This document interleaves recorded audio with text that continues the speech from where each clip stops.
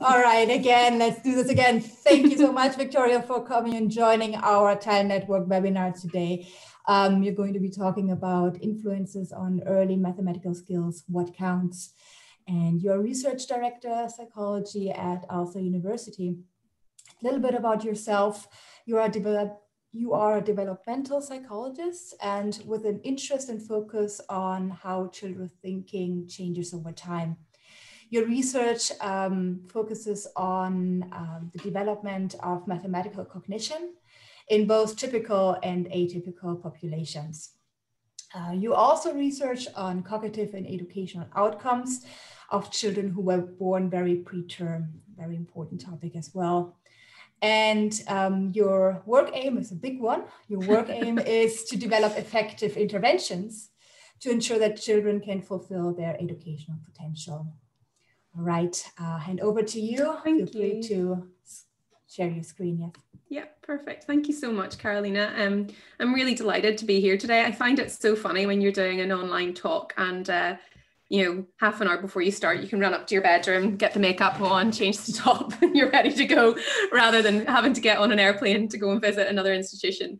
Little known fact, I worked at the University of Glasgow for 2 days. Way back in my postdoc career. Long story that we won't go into right now. I did live and work in Edinburgh for quite a while, and then moved to the University of Leicester, and then joined Ulster University about 6 years ago. And really my career has really focused on, my research program has really focused on trying to understand how children's early mathematical skills develop, and the kind of tacky headline of what counts. But I really do think that is fundamentally what my research is about understanding what are the building blocks that can ensure children are able to achieve in mathematics. And I think more broadly now, it's not just about achieving in mathematics, but it's about feeling confident, and it's about feeling numerate.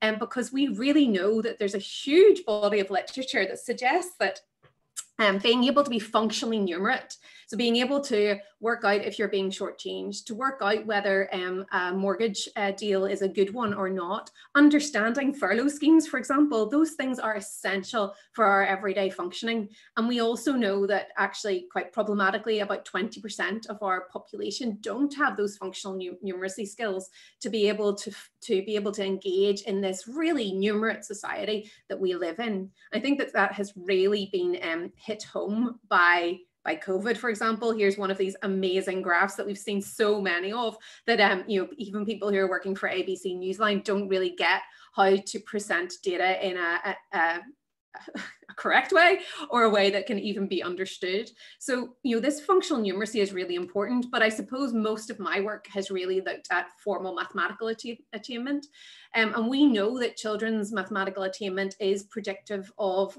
their subsequent economic productivity, health outcomes, and employment opportunities. So we know that early mathematical skills and early mathematical attainment is really essential for future life chances.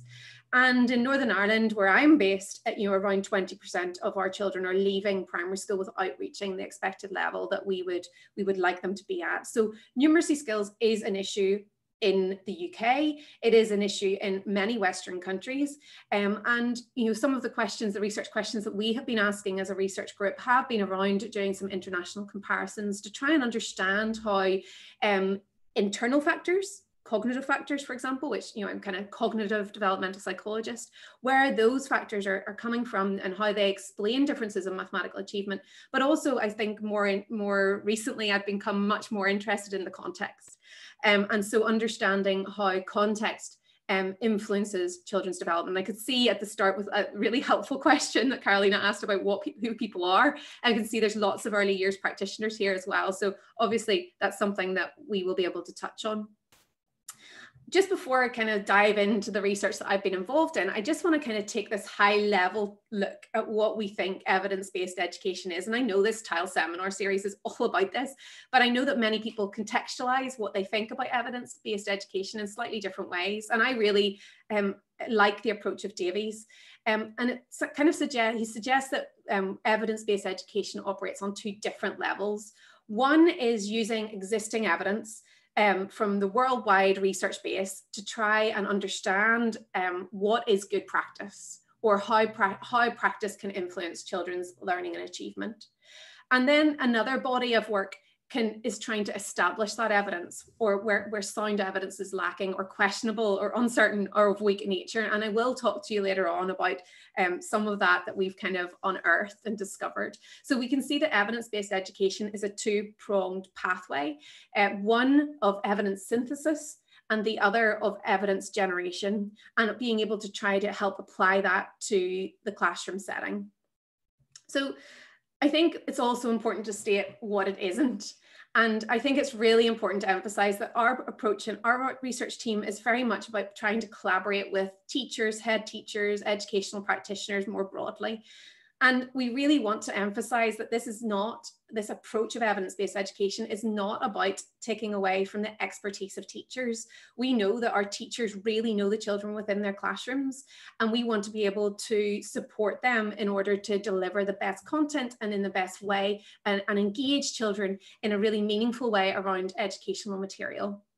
It also doesn't remove the art of teaching. So we know that we can develop all of this great evidence-based education, but we want teachers to be able to use their amazing skills that they have developed, even if they're only a newly trained teacher or a teacher under qualification, right through to the very experienced teachers that we also talk to, that you have these amazing skills where you should be able to see this repertoire of different approaches to teaching and be able to select what you know is going to be able to be effective within your classroom. So really this two-way, the diagram here but on the screen used to have one arrow going from researchers to teachers, and it's definitely a two-pronged arrow where researchers are exploring and testing ideas about how children learn, and teachers are trying to make these informed decisions about what might work. But the teachers are feeding back to us in terms of what we should be researching. I think, recently I'd just like to highlight the work that's going on in the Mathematical Cognition Centre at Loughborough, where collaborators, Camilla Gilmore, Matthew Ingalls, have put out a large survey for teachers to try and feed into the research programme so that we can really get the questions that you need to be answered in order to support how you teach. So I think very importantly, evidence-based education is not a recipe book where we throw everything into the bowl, we stir it and put it in the oven and everything's going to be perfect. It's all about that communication, that two-way communication between researchers and teachers to try and, as Carolina said, achieve that really high, lofty ambition of making sure that every child can fulfill their potential within our education system. So I think also another thing that we have dwelt on a lot, I work a lot with Camilla Gilmore, and we produced this report for the Nuffield Foundation, and thinking carefully about the use of evidence generation within education. And sometimes what we like to do is to perform a research study and then attempt to apply that research study's findings directly to the classroom. And I think in this document, we really argued that we need to take that step back. We need to look at the theoretical underpinnings, that we can test a theory by doing a research study. This tells us something about the theory that we had already kind of made the framework of the study about. And if it supports that theory, then that theory of learning can be applied to the classroom practice. And I think that that's quite an important distinction between trying to directly apply the findings of a research study to classroom practice, rather than using a research study to reflect back on learning theory that we know is broader, and that learning theory can be applied to the classroom practice. And that's something that we are really interested in trying to be able to do. It's a harder product to sell, and it requires more kind of analysis by the practitioner, but also requires more thoughtful ideas around implementation from the researcher as well. So that's kind of the way I want to couch what I want to talk about here. So I want to kind of, in this talk a little bit about what we do know about in terms of the theoretical understanding of what is important for early mathematical development. And then I want to kind of pull out some of these examples, looking at the influence of individual level skills on mathematical attainment, looking at the influence in a kind of not as clear cut, I don't think, in terms of the influence of the home environment, and then the influence of teaching practices as well. And then I want to just finish by having a little brief reflection on what I feel I've learned over the past while. I give a similar talk at another seminar series, and it's really made me think, COVID has really made me think more reflexively about what I've engaged in terms of these research programs with my collaborators. So I'm a great proponent of Bronfenbrenner's bioecological systems theory. And I think the important thing here is this theory really helps us think about children within the system in which they're developing. It really emphasizes the individual child. It influences the kind of the groups in which they're housed, and it really emphasizes the process. And I think that's really important. As a cognitive developmental psychologist, we want to understand the mechanisms for learning. And so this model really encapsulates all the things that I think are important in terms of children's early mathematical development.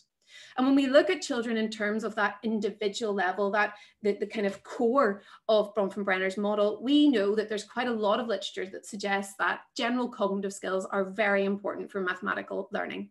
And they can be things like working memory, so holding things in mind, being able to manipulate that information, inhibitory control, being able to hold yourself back when you have a response that you really want to give out, very important, especially when we're looking at things such as multiplication. Then we also know that at this individual level, there are math specific skills that are also really essential, such as counting skills, knowing the counting word list, but also being flexible and adaptive in terms of the types of strategies that children use. So being able to approach problems in different ways, but that means that you need to have that strategical flexibility in terms of very specific things around mathematics.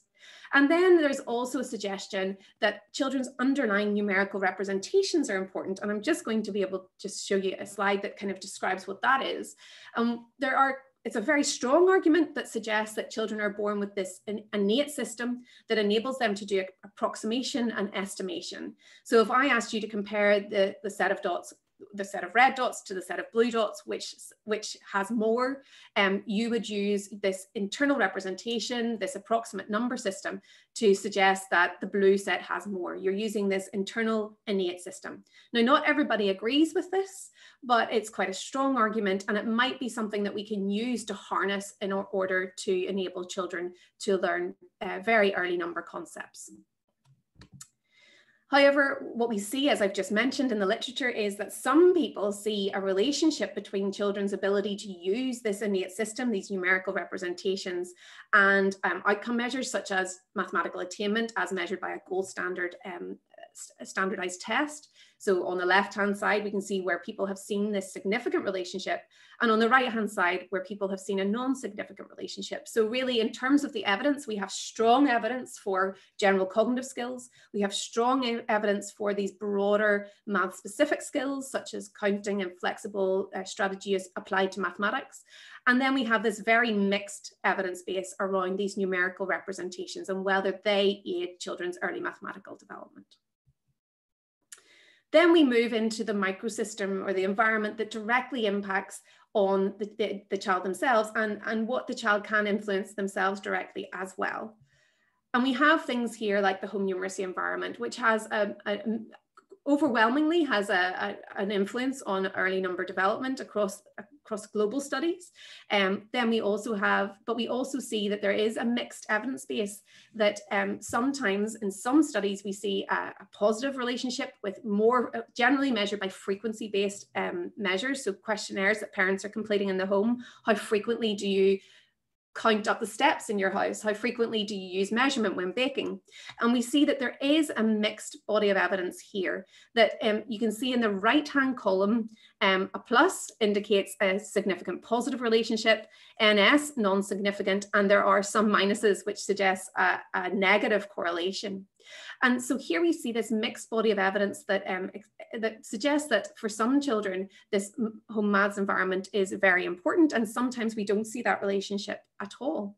Now, what is going to be published in the next few months is a systematic review that has collapsed studies across the globe, and they're suggesting that there is an influence of the home numeracy environment, but that influence is quite small. Around, if you're into effect sizes, it's 0.2, so quite a small effect size. We have very strong evidence that parental attitudes are very important for mathematical development. We see that parents who have a positive attitude towards mathematics support mathematical homework more at home, engage in more mathematical activities at home, and give and kind of transmit a positive attitude towards mathematics to their children. And obviously we see that teaching practices have direct influence on mathematical attainment, and that's something that I'll focus on later. Then finally, we have macro system influences on children's mathematical development.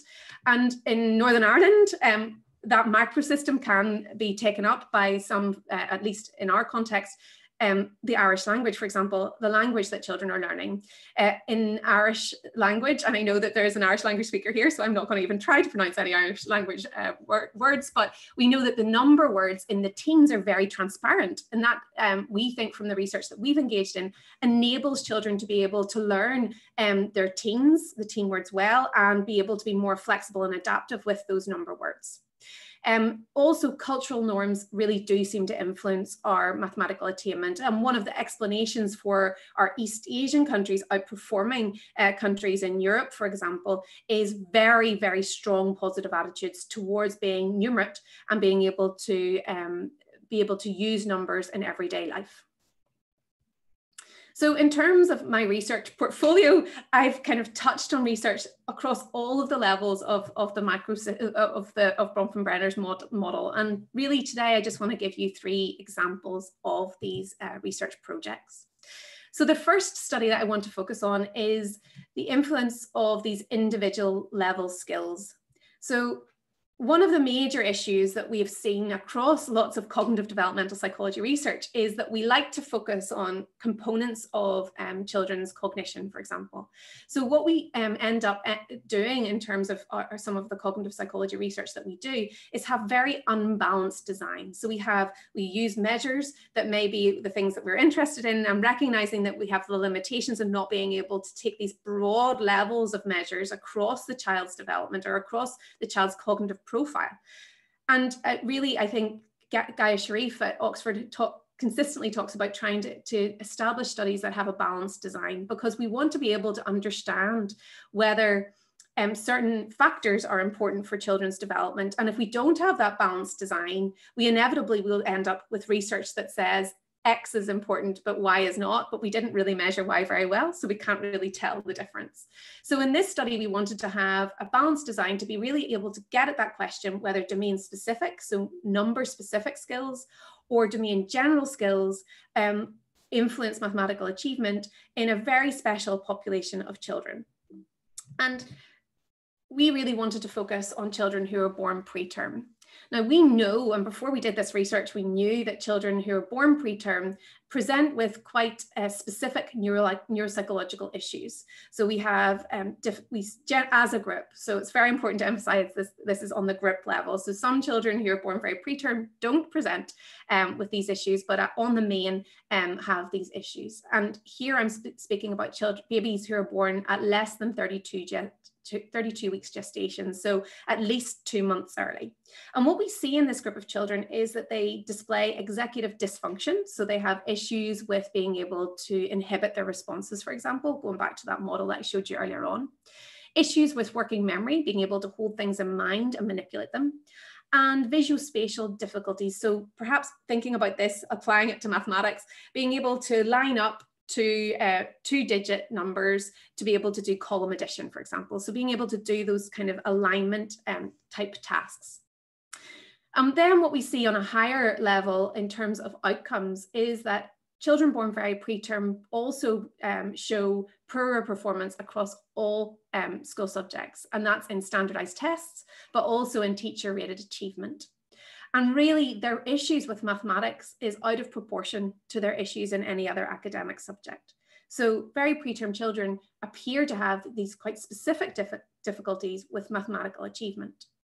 And when I saw this job advertised, because this was a postdoc, my final postdoc before I became a lecturer, I got very excited because there was an idea that children born very preterm may have developmental dyscalculia. So if we were thinking about what might be responsible for difficulties with mathematics in children who have developmental dyscalculia, we would kind of go to the bottom box here, because there's a suggestion that numerical representations, issues with numerical representations may drive difficulties that children with developmental dyscalculia have. That's still something that's quite a heated debate. But when in 2013, that's what we were kind of thinking. Perhaps our babies born very early, their brains are developing in a very different environment. This may have some issue, lead to some issue with numerical representations, which may then lead to subsequent difficulties with more higher level mathematical processing. So we took this approach to try and do this balanced design. So we had a suite of general cognitive skills measures, including some of the things that I've already mentioned. We had a suite of mathematics specific skills measurements, such as children's flexible strategy use, counting skills, counting forwards and counting backwards. We measured their standardized mathematical achievement, but we also measured their reading achievement. And then we had a suite of tasks that measured these numerical representations. So doing that dot comparison task that I showed you, but also trying to do that task with number symbols. And we also use a task called number line estimation that also tries to tap into those representations. So, sorry, I keep on pressing the forward button when I know it doesn't work. So what did we find in this study? Well, first of all, what we found was a pure replication of what many research groups have found across the globe. And that is that children born very preterm, and these children were between the age of 8 to 10 years old, so they were still in the primary school setting, had significantly lower mathematics achievement than full-term controls. And the effect size, so that there was a significant difference, so a significant group difference, but the effect size was large, 0.62. So when we say it was significantly different, it was, there's the differences there, but that effect size, that large effect size tells us that this is a really meaningful difference between the two groups. So the first aspect of this study was to see whether our children had mathematics difficulties, and we were able to confirm that within this group of children. Then we wanted to ask this question, well, do they also present with general cognitive difficulties, that are generally associated with very preterm birth? And this is a little forest plot of the data that we got from this project. And basically what this is telling us is looking at group differences. So if the bar crosses the 0 line, it tells us there are no group differences. If the bar is shifted to the left-hand side of the 0 line, this tells us that the very preterm children were performing more poorly than their term-born classmates. And if it's shifted to the right, then it tells us that the opposite. And I think one of the important things here I should say is we were trying to control for the system in which these children were in. So what we did was we recruited children who were born very preterm and matched them with a child within their classroom. So we're trying to control for the educational input that these children have had. So we're trying to really hone in on the prematurity rather than anything else. So we're trying to control for what else is going on. And what we saw in this group of children was that our very preterm children seem to have specific problems with working memory and visuospatial processing. So, and again, these effect sizes were around 0.42 to 0.6. So these are, again, meaningful differences between the two groups. Then we looked at these math-specific difficulties that might be associated with very preterm birth. Now, this was at this time this study was carried out, this is the first time the study had really looked at these specific skills in very preterm children. So this is quite exciting for us to be able to understand what specific issues they had with mathematics. And again, in this forest plot, now the lines are getting much closer to the bar, but we can see that the very preterm children had specific issues with counting, so being able to count forwards and count backwards, and also showed less mature strategies when we were asking them to do simple arithmetic. I did a lot of these assessments myself, and what we saw in our very preterm group of children was lots of reliance on fingers, even at the age of 8 to 10 years old, in comparison to their term-born classmates who were able to do mainly do arithmetic through quite fast retrieval or more sophisticated use of kind of componential thinking. What is good here as well is that we know that our very preterm children weren't struggling with being able to recall number facts, so number bonds, for example. And they also showed great insight into the conceptual basis of mathematics. So these things were not difficult for them to do. So there were strengths here that we can really help support in terms of very preterm children's learning. We don't have to, a strengths-based approach is really appropriate for this group of children. What's really interesting is when we statistically control for the preterm children's difficulties with working memory and visuospatial processing, the group differences in counting and mature strategy use completely disappear. So what we would suggest in terms of a model of thinking about very preterm children's development in mathematics is that their underlying general cognitive difficulties contribute to mathematics specific issues. So if you have poor working memory, you're going to find it very difficult to remember where you are in the counting list, or be able to remember where you are when you're doing a mathematical problem in your head. And therefore, this really gives us suggestions as how to support those children in the classroom around thinking around supporting their working memory and supporting visuospatial skills to help in terms of their difficulties with some specific mathematics problems.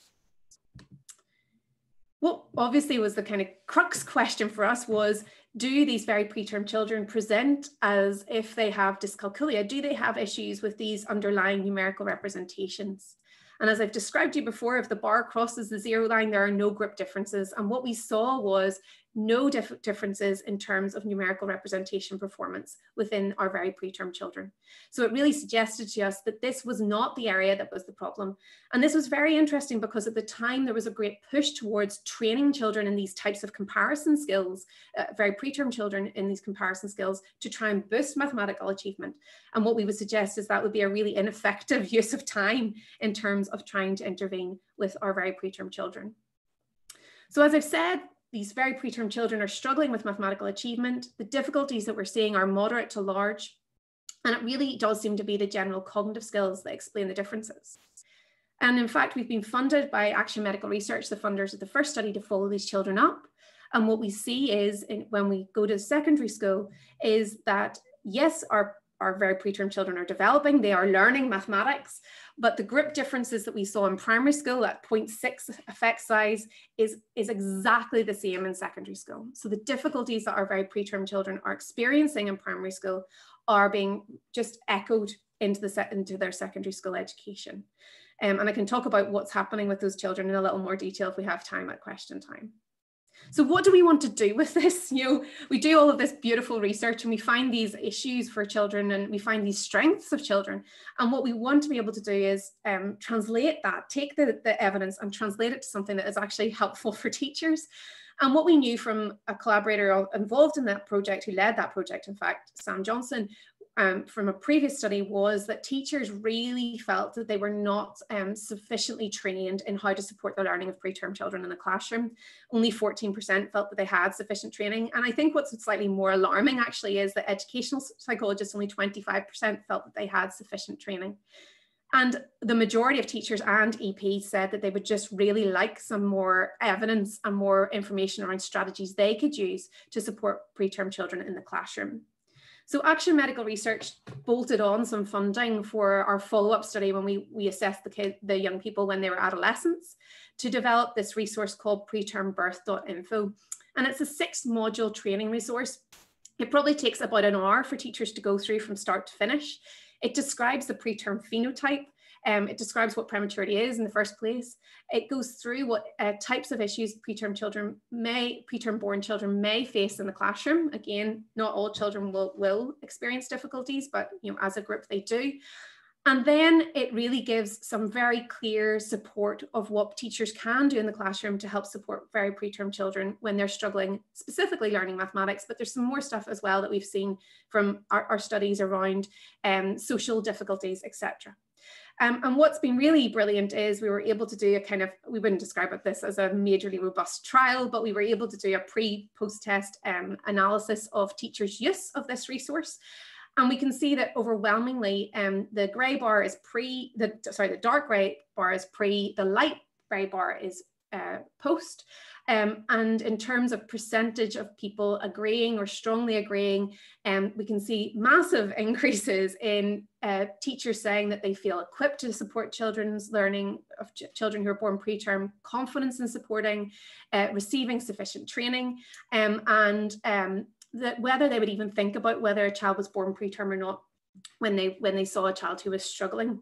Now, the important thing here is we haven't reached ceiling. This is not perfect. It's a 1 hour resource, but to see that boost in terms of teachers' satisfaction around them feeling equipped to be able to work with children who are born very preterm is really encouraging. And especially when we put that in the context that probably 2 children in every classroom in the UK would have been born at least preterm, then the incidence of teachers being confronted by children who may have some of these issues is quite high. It's now being used by 17,000 people across the world, which we're really delighted by. But really, I suppose the kind of crux of what we don't have is whether those changes in training of teachers has influenced children's achievement itself. And that's something that we would require quite a lot of funding to be able to assess. So then I want to move on to thinking about the influence of the home environment on children's development. So we're going from the individual level to the microsystem level within that Bronfenbrenner's model. And here we can see that, broadly speaking, the home environment we know predicts attainment at the end of primary school. And that's even after controlling for background variables such as socioeconomic status. So the home environment is not directly mappable onto SES. It's a really growing area in terms of research, but we know lots about the home literacy environment, but we know relatively little about the home maths environment. And as I've already pointed out to you, there is conflicting findings. What was really fascinating for us is that there had been no research done in the home maths environment at all in the UK. And we thought that one of the reasons why that hadn't been done was the lack of an appropriate scale. So what we wanted to do was to assess the impact of the home numeracy, home maths environment more broadly, to be honest, and to see if that influenced development. So we kind of took an approach which I thought was really led by my PhD researcher, Abby Gahoon, who now works with me as a postdoc, of taking a kind of inductive and deductive approach to developing a new scale that would be appropriate for the UK. And in that research, she carried out semi-structured interviews with parents to really understand what was going on in the home environment with preschoolers, with 3 to 5 year olds. And what she was able to do was create a model of the home maths environment as it's operating within a framework for us to understand what it looks like in the UK. And we were able to kind of separate that home maths environment around parental attitudes and around social interaction. So yes, there were questions around frequency of activities being done at home, but also questions around how parents understand children's knowledge or understanding of mathematics. Parents reporting that their children could run through a counting word list, but fundamentally parents recognizing that that did not mean that they understood what number birds meant, for example. So we had this nice model. And then from that, we took those results of that semi-structured interview, combined it with questions from previous questionnaires that have been used across the globe, and we created this model, this new questionnaire to be able to be applied to preschool parents. So we were able to run that with 170 parents, and we were able to find that there were kind of 5 important things within that questionnaire responses. And we were able to see that they fitted along different kind of themes that we could pull out of this home mathematics environment tool. And that was around this parent-child interaction. So who is prompting the interaction around home math activities? Lots about counting and the different activities that may be evolved around counting. It's very important, obviously, at that age group, the 3 to 5 year old age group. Play around shape and space. Which is something that has been quite controversial within curriculum change in England recently, but seems to be something that parents really are doing quite a lot of in the home. Talking about the use of computerized maths games, which did come through from our qualitative interviews quite strongly, and maths-specific TV programs or YouTube videos. So these were the kind of things that parents were coming out of that questionnaire in terms of a factor analysis, these kind of important activities. And then what we did was we made sure that this questionnaire was really robustly developed. So we looked for content and criterion validity by bringing parents in again to talk through the questionnaire to make sure that we had captured everything that they potentially could think about in the home maths environment. And we were able to confirm the structure of that questionnaire again with another group of parents. But the really interesting bit was not necessarily that home maths environment questionnaire development process. What we wanted to do then was to take this questionnaire and follow or track children over time to see whether parents' responses on the home maths environment questionnaire at time 1, when their children were 3.5 years old, did that predict children's development over time? And what we did in this study was we recruited about 135 children. We measured lots of those math specific skills that I've already mentioned earlier on, but appropriate for this age group. So things like cardinality. Could children recognize what the number word 3 really means? Looking at the ability to be able to order numbers, to be able to count through a number word list, etc. And we track children's development over 3 time points, so that transition from preschool into primary school. And these are that sounds like we were assessing things very formally. They're not formal assessments, very much game-based, play-based assessments that we did with these children. And what we were able to do was a really nice data analysis. Abby Cahoon is a specialist in this, not me, but I will try and explain it to you. And what she did was she did this thing called latent transition analysis. And what you see is basically we see 5 pathways of development for these early number skills. And we have children who are performing low on this set of 4 different early number skills across all 3 time points. We have some children at the entry to preschool who shift into an intermediate number skills profile. We have children who are consistently intermediate, who shift into an advanced skills profile. And we also have children who are quite advanced the whole way through that year's worth of tracking of these children. So that was interesting in itself. And what we have now in a paper is quite clear ideas around what comes first, what skills build on other skills across development. And we think that's really, really important, because many papers have just focused on individual skills at a one time point, or a number of skills, a few skills over time points, but we feel that we've got a kind of better picture of that development. But what we were really interested in was to see what predicts children's development over time. And what we saw here was, and kind of reflects back on that very preterm literature, is that working memory seems to be very important for pathway membership. So children with high levels of pathway, advanced number skills profile, kids who were consistently performing well over those 3 time points, had high levels of working memory. Attention did not seem to be so important. It was quite difficult to measure attention in 3-year-olds. And so that we were not too confident around that.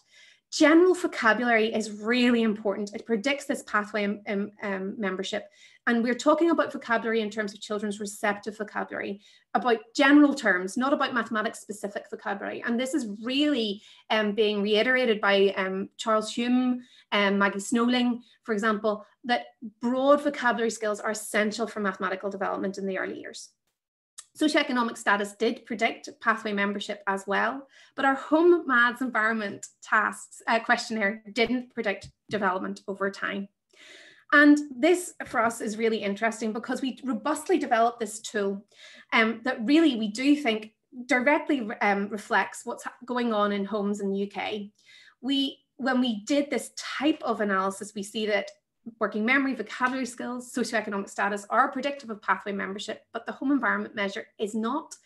And we would really like to emphasize from this study that we're not saying that the home environment isn't important, but what we are able to say here in this study, that it's not important in terms of the measurement that we've used for the age group that we're with. So what we have been able to do is go and collect later data with these children, and we will hope to see if we can analyze that data to see if there is a longer term effect of the home environment on development. What we also need to emphasize here is that these children in Northern Ireland, although very young, 3.5 years old, all of these children were already in early year settings. So what we might be seeing is a washout effect of the high quality early year settings that these children are attending at this stage in their development.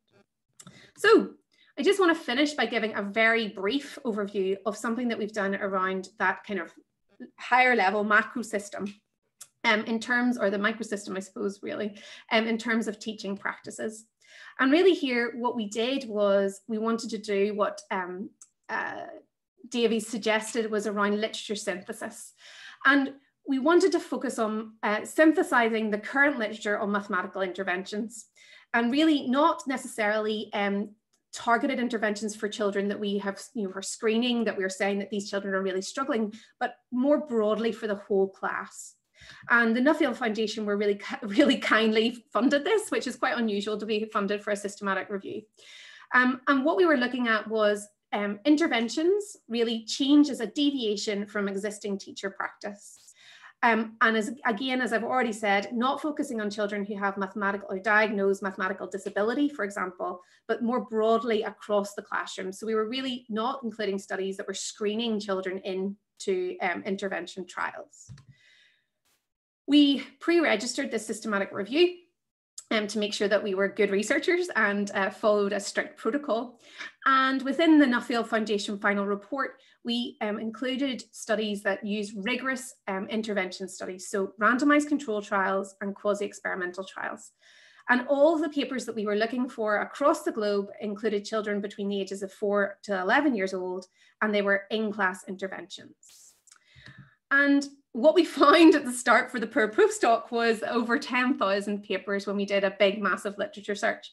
But we were able to screen these papers down to including 80 intervention studies that we had been able to identify published after the year 2000. What do we find from this huge trawl of the literature? Well, we found that actually in these 80 studies that we identified, nearly 30,000 children have been involved in intervention research across the globe. But really quite worryingly for us was that 72 of those intervention studies reported positive impact. And I would suggest here that this is where we're seeing massive amounts of publication bias, where it's much easier to publish a study that has a positive effect than a study that doesn't have an effect at all. We were able to see that most of the research on mathematical interventions are coming from North America and from Europe, and very few intervention studies are coming out of anywhere else, in fact. So we can see a real Western bias towards intervention research, and that's kind of common across most of cognitive psychology research and quite a lot of education research on the main. We were unable to run a meta-analysis. So we weren't able, what you usually do when you do this type of systematic review is try and analyze the data, the effect of the intervention in a statistical way. But what we found was out of those 80 studies, 76% had an author-generated outcome measure. So some researchers had just developed an outcome measure for themselves. So that meant we couldn't run that meta-analysis. There were very few, there was a real underuse of standardized outcome tasks. So instead what we had to do was a narrative analysis of the papers that we found. And really we found kind of two major themes within the interventions that we were able to identify. And the first theme really focused on specific topics in mathematics. So focusing on conceptual understanding, on magnitudes, on basic number skills, and really focusing on the fluency. So a lot of 7 paper studies that really tried to increase children's fluency in math fact recall. And some studies as well looking at flexible and adaptive strategies. So kind of going back to that model that I talked about earlier on in terms of children's flexible, we know that the flexible and adaptive strategies in terms of mathematical outcomes is important. And then another sub-theme was around methods of instruction. So the use of manipulatives, feedback, technology for engagement. So these studies were generally not grounded in any kind of pedagogical theoretical framework of learning, much more kind of put children into a immersive environment and hopefully they'll learn better. And then kind of novel approaches to delivering mathematics, such as group work, physical activity, or songs. Reassuringly, quite a lot of these studies used easily made materials or classroom materials that teachers would really easily have access to, and we're able to summarize that within the final report. 10 use commercially available software, but quite intriguingly, none of them that we identified, these are randomized controlled trials or quasi-experimental trials, so the kind of high-level trials used pieces of equipment that would be being sold to schools at this moment in time in terms of interventions that would be promoted within towards schools to be able to, and being sold as ways to promote mathematical learning. The most kind of concerning thing for us from this study was that actually, even though we were screening out trial studies that were, kind of what we would regard as not being the high level, robust studies, we still saw lots of opportunities for bias to come in these studies. So what we would really like to see in this table, if every study was conducted really, really well, is lots of little L's across every row. That would tell us that there's a low risk of bias. These trials have been done really, really well, and we can be very confident in the findings. But what we actually found is the majority of the studies didn't contain enough information within the paper themselves for us to even make that assessment. And then you can see quite a lot of H's, and those H's tell us that there's high risk of bias, so that there could be potential problems within these papers. So what really comes from this systematic review is that there's major issues with the quality or reporting of educational interventions around mathematics, that there is lots of author-generated measures, so that means that they're very difficult to compare. Some interventions, especially around technology, were not contextualized within a theory of learning, which is problematic. And also, the overwhelming majority of these papers sit behind a paywall, so teachers can't even access them in the first place. So the people who want to access this information are being prevented from accessing this information because these papers are published in places that they cannot access.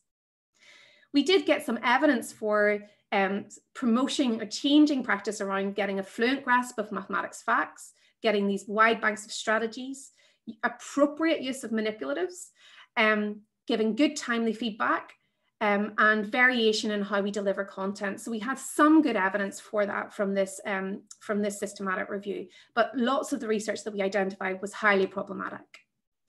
So what can we recommend from this in terms of researchers and educators? Well, decision-making should be made with caution, and we need to be able to support teachers to evaluate evidence to inform their practice. And so that's what we did. One of the outputs that we've done is create a website that summarizes each one of the studies that we've identified in order to help teachers support and inform their practice.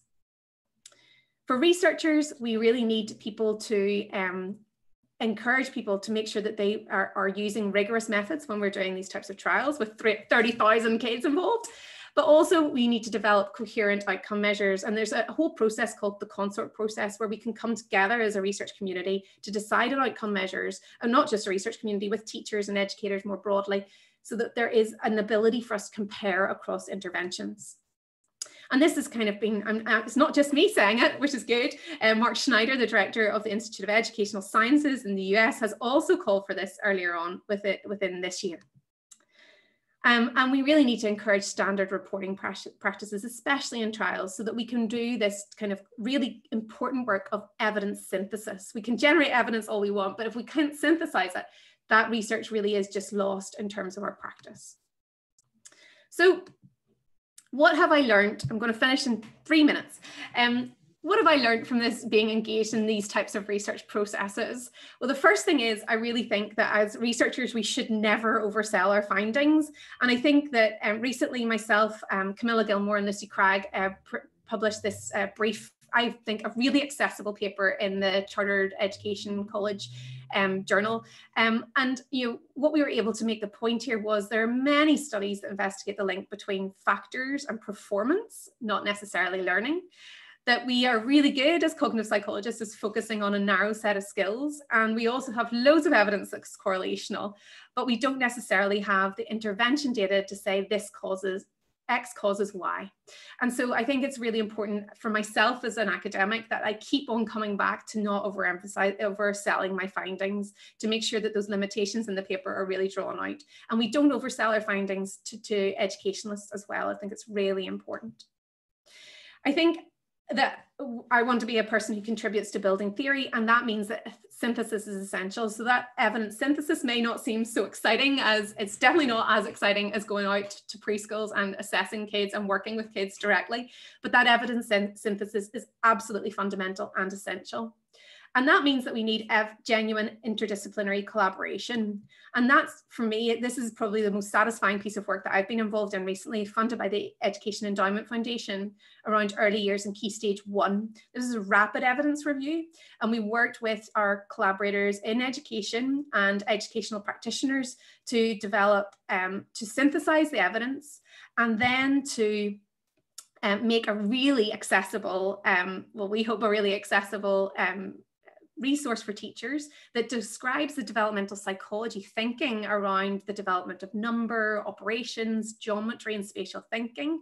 So that's really, we're so delighted with these diagrams that are being pinned up in early year settings and being used to help think our way through how children develop, but also then working with educational practitioners to come up with ideas about how to translate the evidence base that we had identified into practical examples for teachers to use. So this is obviously openly available at the Education Endowment Foundation website, and that really required interdisciplinary work. It wouldn't be successful if it didn't have that interdisciplinary focus. And finally, I suppose you will see from all of those pieces of research I've been involved in, I'm really passionate about wider engagement, and it costs, like, for example, that preterm resource was expensive to develop, relatively not expensive, I suppose, but it means that the research is really getting to the people who really could benefit from it, the teachers, the practitioners, and inevitably the children themselves. So that's me. I want to thank you all for listening attentively. Well, I don't even know if you're there or not. You might have all gone away and had a cup of tea or something like that. But I want to thank Carolina and Nee for inviting me to the TILE Network. It's been really lovely to be here. And to all of the children and families that are involved in our research and the many collaborators that make doing research absolutely joyous and fun. So thank you. Okay. Thank you so much. I was glued at the screen for more information. All right, I do have a question actually. I loved your study that looked at different pathway memberships. Yes. And so what an endeavor actually in the first place to actually get this data in and to make this kind of analysis. So heads up for that. You said you identified 3 predictors that can predict pathway membership: working memory capacity, vocabulary, and socioeconomic status. From those 3, if you look at them in relative importance, what did you find out? So what we found was that actually vocabulary was the most important predictor. So this broad general children, it's from the BPVS, so a very broad vocabulary measure is the most important, and then working memory coming in is being pitted to the post just. But SES is interesting, and we need to be careful with how we interpret the SES factor in that model, because we classify children in 3 groups, so it's not as stable a predictor as a continuous variable when you're using latent transition analysis. But I think what's really interesting for me in terms of the developmental pathways is that we can see what happens first. So children's cardinal understanding is really important first, and then it seems to be this cascading system towards ordinality and then towards their kind of symbolic understanding. So I think for me, the interesting thing is these lovely developmental pathways that we can see when we use that type of analysis. Thank you so much. Any other questions? You can type them in, you can raise your hand. Whatever you feel more. I feel like it's got really dark since I started talking, which is hilarious. Here as well. Here as well. Yes. Yeah. I feel like quite ghoulish or something. Anyway, sorry. Also, feel free to turn on your video if you like to just see some faces. Any other questions?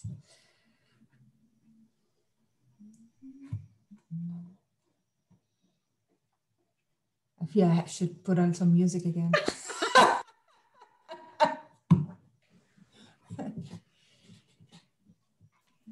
Hi, I just have a small question. It's a really basic one. Yeah. I was just wondering, for your first study on the very preterm children, at what age did you test them? I mean, you said it was in primary school, but you didn't really mention the age group. Yeah, so these children in at the first time point were 8 to 10 years old, and then we were able to follow them up in the second sweep at 12 to 14 years old. What's interesting, I suppose, is there are very few studies that look at children who are born very preterm in the preschool environment, which is where we are actually carrying out some research at the moment. So we've got a new PhD researcher looking at the parent-child interaction at 3 to 5 year olds, so who are born very preterm. From some of, there's maybe there's not that many studies, but what we can see is that they are already showing difficulties in other papers across, mainly data from Australia and America, that preterm children are already showing difficulties in learning mathematics even at that age. So there seems to be, it seems to be a very consistent developmental difficulty right across the span. And actually, Sam Johnson and Dieter Volk, who is based at Warwick University, have followed these very preterm children right up into their 40s. And what you see when they're even at 40 years old is less chance of having a mortgage, less chance of being involved in employment that involves mathematical competencies. So, it seems to be something that goes right across the developmental lifespan. Mm-hmm. That was quite a long-winded answer to a very short question. I apologize. Thank you. I had another question. I know that, and you said that it's really hard to establish any causal relationships, right, yes, with all these studies. However, me personally as a parent, yes. I would be interested. So is there anything that parents could be doing, like a range of tools that they could be using at home to foster numeracy skills in their children? Yeah, so I think that what we're seeing in terms of there's a really interesting randomized control trial that's just finished in the States around shared book reading. And pulling out mathematical content within the shared book reading environment. And that seems to be quite effective. I think that parents drawing out mathematical content in the environment that they're in. So it's nothing special. We don't need any special apps or special tools. Just pointing and pulling out mathematical content in the environment that surrounds children, I think is showing to be helpful. And we actually have some research on a thing called spontaneous focusing on numerosity, right? So this is a measurement of how children are just interested in the mathematical environment around them. And what you see is kids who spawn, who do this spontaneous focusing, seem to do better in mathematics more generally. So parents supporting to pull that mathematical content out of the environment is important. And we can do that through encouraging children to count, using measurement when you're baking, thinking about time. But I think also as parents, what we did see from that qualitative literature was parents are not very good at saying that they do mathematics, even though they are. And also not good at being able to recognize that a lot of the stuff they do is around shape and space. And shape and space is absolutely fundamental for mathematical development. So thinking about your jigsaw puzzles, really important. So lots of little building blocks that you can do. So it's kind of this embedded approach. So yes, and play, the play. I think that, we know that kids learn through play throughout the developmental lifespan. But I think that when we're talking about kids in the early years, that play-based approach, that fun and friendly, decreasing any issues that we may have in terms of anxiety around mathematics, which we know is an issue, is really important. So using all of those kind of things to hand to draw out the mathematical content is really important. Thank you. There's a question in the chat. Yeah. I don't know if you can see it. Yep. Is there a twin effect with maths and prematurity? Do you know? There is data within Edinburgh of a twin effect language and prematurity, where premature twins have worse outcome. Thanks for that, Sinead. So there does seem to be that the major effect really is that the more preterm an infant is born, the higher probability of poorer outcomes. And what we see is that twin births inevitably are earlier. And you have your child with you, so you don't want to be on the video. That's absolutely fine. So that seems to be quite difficult to be able to disentangle the twin effect to the extreme prematurity effect. But there is some evidence that suggests that premature twins potentially have a worse outcome. And you do see that actually there is a strong twin effect as well, where you might see that one twin does relatively well and one twin seems to have taken the hit.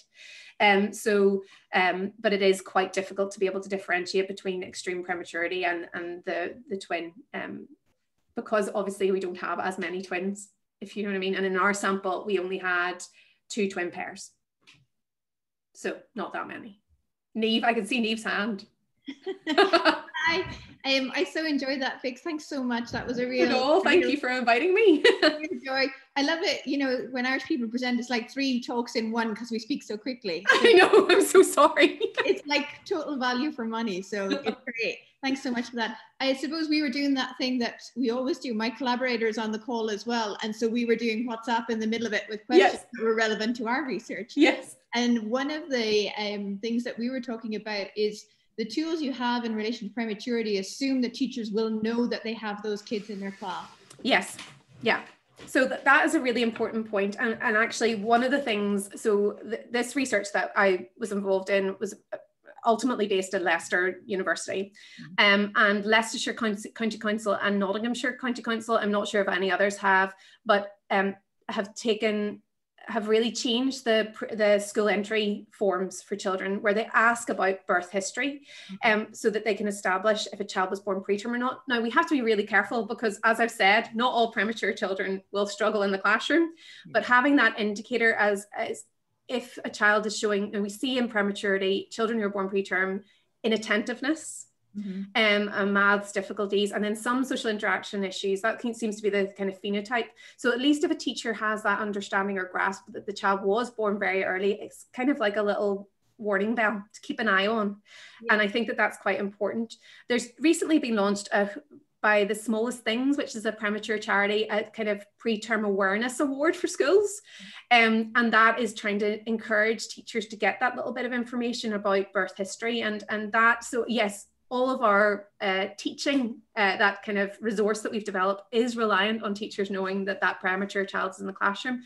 Although my only thing about that is that actually every strategy within that workbook would help every kid in the classroom. So yeah, no, I love that. That's why I love the resources so much. They're so inclusive. It's the rising tide will lift all ships. That's the approach we like to take. I think that, you know, the kind of focusing to think that children born preterm were dyscalculic was very much a kind of non-strengths based approach, and we have not found the evidence for that at all, that, you know, that would be the issue.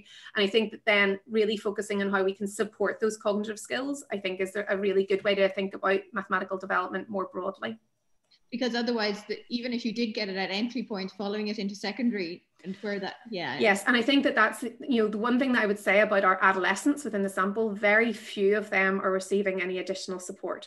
You know, that you know, they really are not being identified, and probably because if you're inattentive but not hyperactive, you can really go under the radar in terms of like subclinical issues within the classroom. And I think that that is something that we are keen to be able to talk about a lot in terms of the research that we have done, where we are seeing these kind of subclinical issues, because these kids, a lot of them are going unidentified in terms of learning support. I really wish you were in Glasgow so I could drill you for another 3 hours of dinner. But once COVID is over. I see that there's a question here that says EEF guidance suggests that practitioners should be aware that developing a secure grasp of early mathematics ideas takes time and specific skills may emerge in different orders. Do you have any concerns that this might result in young, highly able learners being deemed to be doing well enough and therefore left without any challenge? Oh, that's a really good point, Margaret. I think that we were very keen to make sure that we were able to communicate what we know the most about developmental psychology in terms of mathematical development. And that very much is that this is not a linear developmental process, that you know, there are foundational skills that we know young children really do need to grasp, but the order in which they develop is not really secure. We don't really know that if that's secure or not, and that there is this kind of cyclical, that's why these little diagrams are like this, you know, it's kind of cyclical, feeding off one another. But I do think that it is important that sometimes when I talk to early years practitioners, I've been accused of setting tasks that are too hard for kids to do. When actually, when we look at the data, the children are absolutely completely competent enough to be able to do that. So I do think there is always this risk that we have children who are much more capable than what we could ever estimate. And I'm not just saying early years practitioners, but also developmental psychologists say, Victoria, what are you trying to get these children to do? This is ridiculous, but they really can rise to the challenge. So it is about having an environment, an early years environment, where children can you know, if they're spawners, if they're really interested in numerical information in their environment, inevitably they will have, you know, better number skills because they've been practicing. So we need to be able to be inclusive around that differentiation within the classroom of children who may be very mathematically competent at a very early age. Lun has said, during the research, do you eradicate any other possible barriers to achievement? And part of the Scottish Attainment Challenge just now trying to plug the gaps as it were, and trying to build strong maths foundations for the future. Yeah, so I suppose, well, we try and statistically control for as much as we possibly can, but that does become difficult because you need to start to have very large sample sizes. And I suppose that's why I like to contextualize the research within that Bronfenbrenner's model, where we try and include as much as we possibly can within the realms of doing good research. And I suppose there are things that I would really like to look at, so that we can look at that we haven't even investigated yet. So for example, in that home maths environment study, we have attitudinal factors of parents that we haven't really looked at. So we could try and be able to control for those as well, but we haven't actually analysed the data in that way yet. So I suppose it's very difficult to measure everything. But as cognitive developmental psychologists, you know, we're interested in those kind of cognitive individual level skills, but I'm becoming more and more interested now in the context.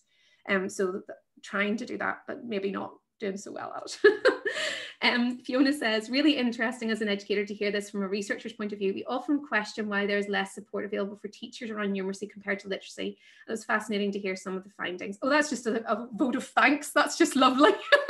But I think it is one of my bugbears that, you know, when we've done some really nice qualitative work recently with, well, not recently, just before lockdown for COVID, with primary school teachers. And obviously we're in the setting in Northern Ireland where we have Irish medium education. And what they, you know, the interviews are so clear that teachers feel less equipped. They have less resources in their repertoire to be able to use to help children who they may feel are struggling. But also then in the Irish medium sector, that's even worse. So there's not even a standardized mathematics test assessment in the Irish language.